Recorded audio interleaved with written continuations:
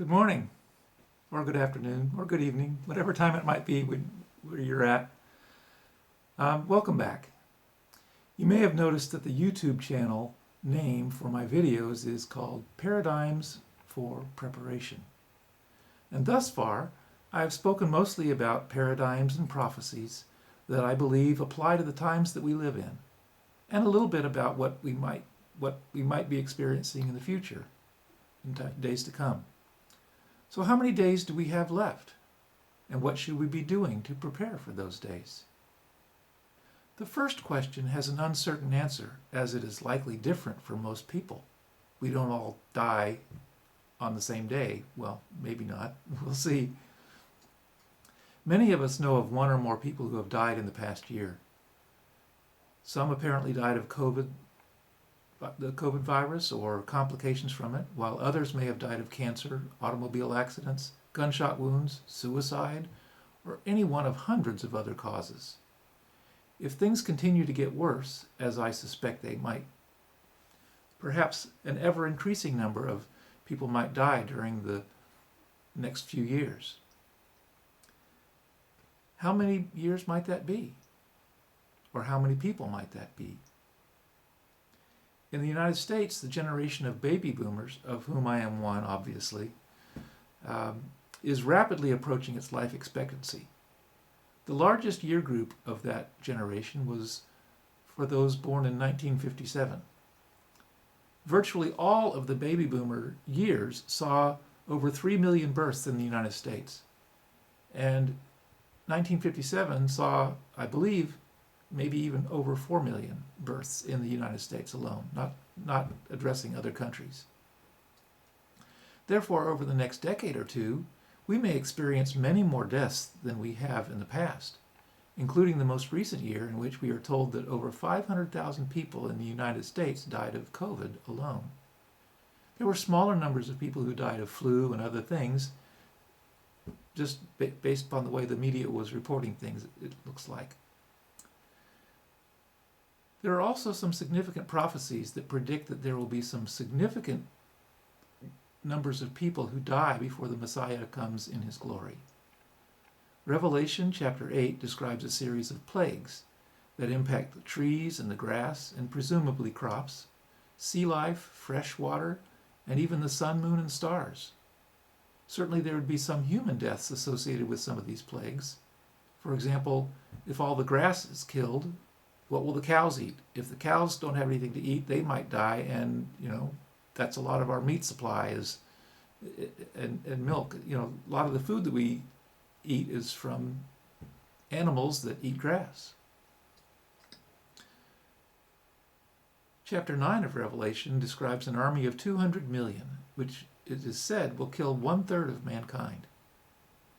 With over 6 billion people on the planet, that would point to over 2 billion to be killed by this army.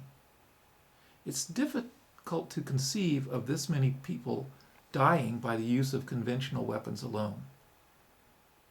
We just don't think about, making billions and billions of bullets, for example. And experience has shown that the vast majority of bullets that are expended in wartime don't actually kill somebody. They just, hit the dirt or something like that. Okay, so to kill 2 billion people with bullets, you would have to have an awfully large supply of bullets. So, what do you think? Revelation refers to the killing instruments as being fire, smoke, and brimstone, which sounds like it might be the Revelator's way of describing a nuclear holocaust. Fire, smoke, and brimstone sort of sounds like, nuclear weapons exploding. Now, 2 billion people dead is too large of a number to allow for the limitation of the killing to solely people who are fighting in a war. So it's not going to be just the military people who get killed. The number is so large that it has to include large population centers in many different countries. In terms of an army that big, where might you find an army of 200 million people? Well, there is one, believe it or not, in the world. The combined active and reserve military forces of China are said to be about 200 million. This is because adults are they are placed in the reserves basically for most of their life, even so they have an army supposedly of about 200 million. No other country even comes close to that number. The United States, for example, let's say we have maybe 2 million people on active duty in the military forces, and maybe 3 times that many in the reserves. That still only comes to maybe approximating 10 million, which is nowhere close to 200 million. So how long do you think we have? Do you expect to be part of the 2/3 of humanity that is supposed to survive the attacks of the army of 200 million?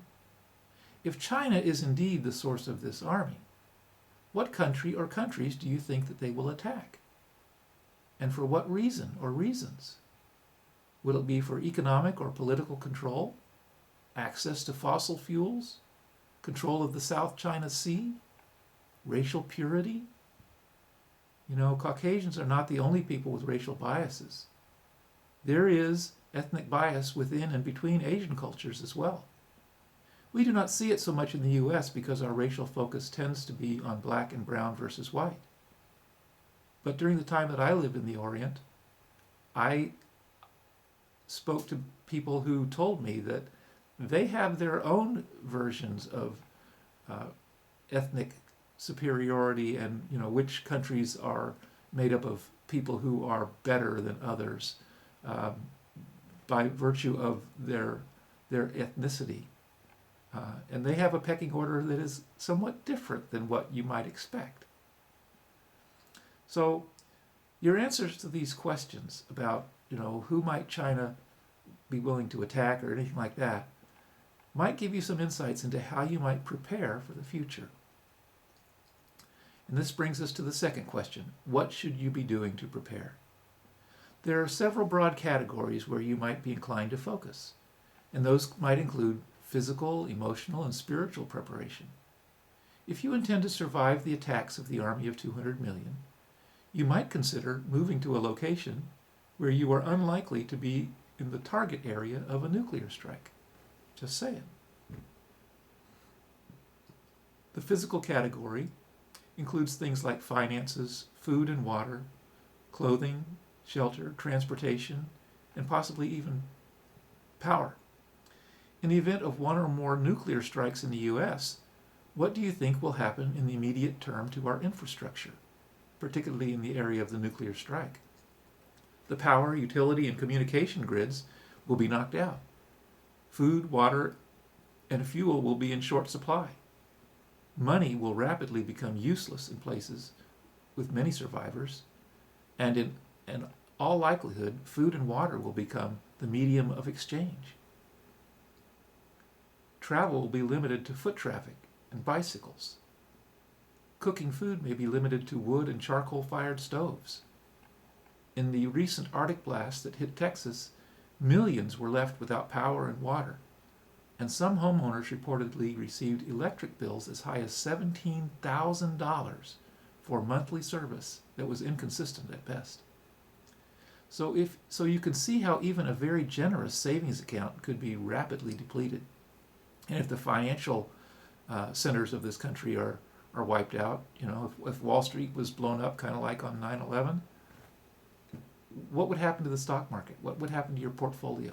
Finances are something that are not likely to survive a holocaust of this magnitude.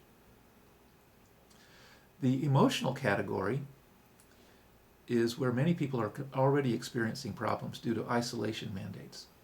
While we may be missing the companionship of extended family and friends, we may also be experiencing exasperation and frustration with those living in our homes, be it children, spouses, siblings.